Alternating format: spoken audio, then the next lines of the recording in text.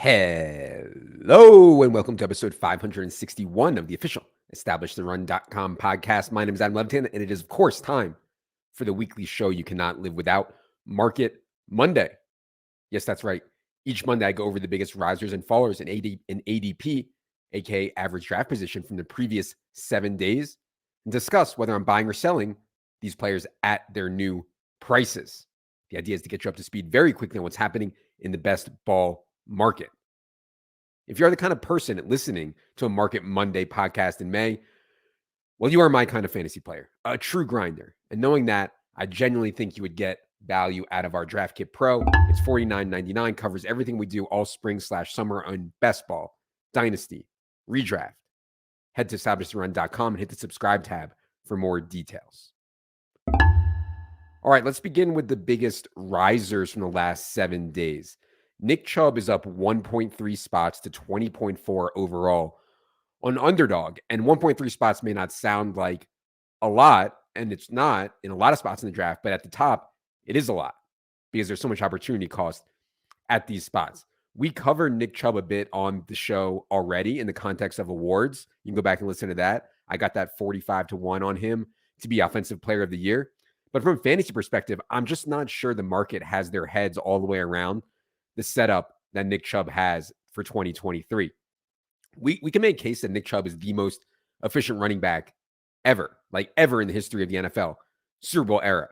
You know, yards per carry leaders at running back, Jamal Charles is first at 5.4. Nick Chubb is second at 5.2. Jim Brown, by the way, rest in peace, 5.2 as well. Nick Chubb also has 48 rushing touchdowns on 1,210 career carries, around a 4% touchdown rate. That's really, really elite. Now, Nick Chubb in his career so far has been blocked a bit from truly massive workloads. Prior to last season, he only averaged 15.6 carries per game in his first 4 years. Last year, his fifth NFL season, the Browns started to phase out Kareem Hunt a bit. Nick Chubb got up to 17.7 carries per game. Now Kareem Hunt is gone. You know, he's on the street as a free agent. Nick Chubb's backups are Jerome Ford, who's a 2022 fifth rounder, mostly played special teams last year, Demetric Felton, who's played a ton of wide receiver in his 2 NFL seasons, and then John Kelly, who's barely played in 4 NFL seasons. And Browns have a very good offensive line, very good offensive talent. Run scheme has been effective for a long time. Assuming Deshaun Watson returns to the form he showed in Houston, which I'm optimistic that he will, this team is going to string together a lot of first downs, a lot of touchdowns. And I think they're going to be a pretty good team. So in this setup, with Nick Chubb, a clear path to 18, 19, 20 carries per game, perhaps more of a pass down role, good team environment for touchdowns, I think Nick Chubb is an absolute smash in round 2 in half PPR Underdog. You know, he's definitely worse on full PPR with bonus DraftKings, but the Underdog format is just the exact kind that rewards players like Chubb. So much of your overall scoring is tied to touchdowns and simple yards gained. Second riser I want to talk about is Antonio Gibson. He's up 8 spots into the middle of the 11th round on both DraftKings and Underdog. This is a tough one. I want to be really excited about Antonio Gibson, especially on full PPR DraftKings. I think his best role has been blocked by J.D. McKissic, who the Commanders cut back in March. But the Commanders, they haven't shown a ton of faith in Gibson anyways. They took Brian Robinson, immediately installed him as the starter last year. That was briefly derailed when Robinson got shot. But I remain concerned that the staff just isn't that high on Antonio Gibson. And we have no idea what new offensive coordinator Eric Bieniemy thinks of him.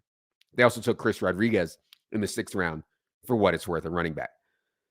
So honestly, like in these spots where I don't have a great feel or a great take, I think it's fine to just be in line with market when you don't have a strong take on a guy. I'm certainly more likely to take Antonio Gibson on DraftKings. My structures there rarely take more than one running back in the first 6 to 7 rounds.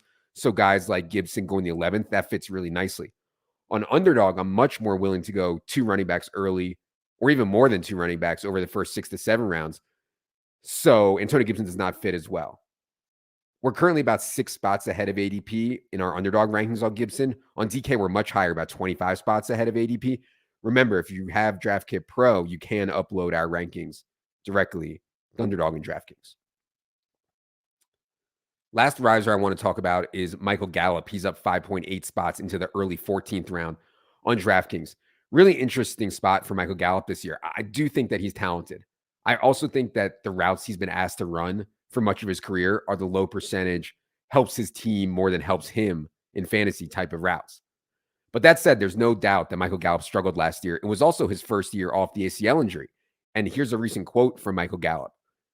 Quote, last year I was thinking too much. My knee was feeling sore and it was just different. Last year at this time I couldn't walk. It's different now. I feel springy again.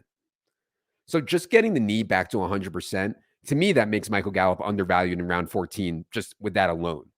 I think lately we've been too high on guys in their first year off an ACL injury and probably too low on them in their second year after they presumably struggled the previous season.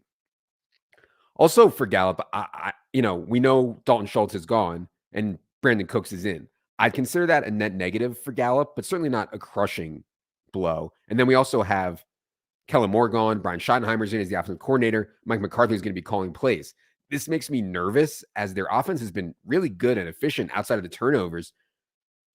I'm pretty low on Schotty and McCarthy in general. So look, I don't want to go too much higher on Gallup, but I'm in on him at current prices. Let's get to this week's fallers. First faller is Marquise Brown. He's down 5.1 spots on FFPC to the early 9th round, the 100th overall. This one surprises me a little bit. I know there's a lot of moving parts on Marquise Brown, aka Hollywood, aka fake Hollywood right now. The biggest moving part being Kyler Murray's health. I could see Kyler Murray playing anywhere from 0 to 12 games this year. I honestly don't think anyone really knows. I do think this team is really bad. Like the Cardinals are bad. And so what's the point of him rushing back from an ACL to play for a 1-5 or 2-17? And that certainly affects Marquise Brown. There's no doubt. But even with all that said, Colt McCoy is not completely incapable. He played 3 full games last season, completed at least 24 passes in all of them, went over 218 yards in all of them. And I still think that DeAndre Hopkins is a favorite to be gone from Arizona at some point after June 1. And that leaves Marquise with a potentially massive target share projection. So at this time of year, taking talented guys with potentially massive roles in the middle rounds, like I'm in on that. I think things will break more in favor of Marquise than against. Second faller I want to talk about is Travis Etienne. He's down 2.4 spots to the late 3rd round on FFPC. Meanwhile, Tank Bigsby is up 6 spots into the 14th round on Underdog. I think this makes sense. Etienne and Bigsby getting closer in average draft position. Travis Etienne had an obscene role after James Robinson was dumped by the Jags last year. There were games, a lot of games, he played 90+% of the snaps. He had 3 games with 22 or more carries. I just don't think the Jaguars want to do that to Travis Etienne again. I think he's going to share the load with Tank Bigsby. And I note that they have Dearness Johnson and Jermichael Hasty as well. And look, sharing some of the work is not the end of the world for fantasy, and it's baked in to some degree, like I said, late 3rd round. But it is a concern for me when you're both losing work, potentially losing goal line work, and your receiving profile in the NFL has been so poor. Because without receiving, Etienne really needs that elite volume to be elite himself.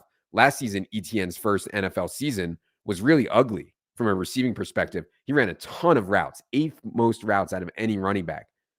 But despite that, 7.5% target share. That is pathetic. And think about 7.5%. Nick Chubb was at 6.8%, and he ran 107 fewer routes than Travis Etienne. Etienne was also 30th among 49 qualifying running backs in yards per route run. So I like Etienne as a player. I think he's an explosive runner. I don't mind passing in round 3 here, and I do like taking some Bigsby shots. But like I said, I think the Etienne role reduction is getting baked in, and if he gets to round 4, I think that's an interesting price tag on Etienne. Final fallers to talk about, both Juwan Johnson and Taysom Hill are down on Underdog about 5 spots each into that 14th, 15th round range. I think this is related to Foster Moreau signing his deal with the Saints. You guys likely remember the island of Moreau, played him in DFS some when Darren Waller was out. Dude can play a little, there's no doubt, and he knows Derek Carr from the Raiders. Back in March, Foster Moreau was going to sign with the Saints, but during a physical, they found he actually was diagnosed with Hodgkin's lymphoma. He'd be stepping away from football. Thankfully, now everything looks good, on the right track. He's getting treatment, but the Saints are optimistic he'll be able to play this fall. Obviously, playing football is secondary. Hopefully, that's the case. I think it's something to monitor, But regardless, it's not going to stop me from taking Juwan Johnson and Taysom Hill in best ball. For more on Juwan Johnson, you can listen to the Silva Top 150 Rankings release show. Talked about him a bunch there. And then Taysom, I mean, he remains tight end eligible on both DraftKings and Underdog. He's going to score touchdowns. And that's more than most of the tight ends going around pick 160 can say. So I'm watching the Moreau situation. For now, I'll project him for a very small role. If that starts to change, maybe we can reconsider. But I like buying some of this falling stuff on Juwan Johnson, especially here. And maybe if Taysom Hill continues to fall as well. That is going to do it for this week's Market Monday. Thanks to all of you for listening. If you have not subscribed yet to the Establish the Run podcast, be sure you are by searching for it anywhere podcasts are found. Also, be sure to follow me on Twitter for a ton more player takes at Adam Levitan. We'll be back later this week with Silva and Amico to talk some Dynasty, trading, buys and sells. For producer Luke, for King Editor Jackson, for the most beautiful beast in the world, Jerry, I am Adam. Good luck, everybody.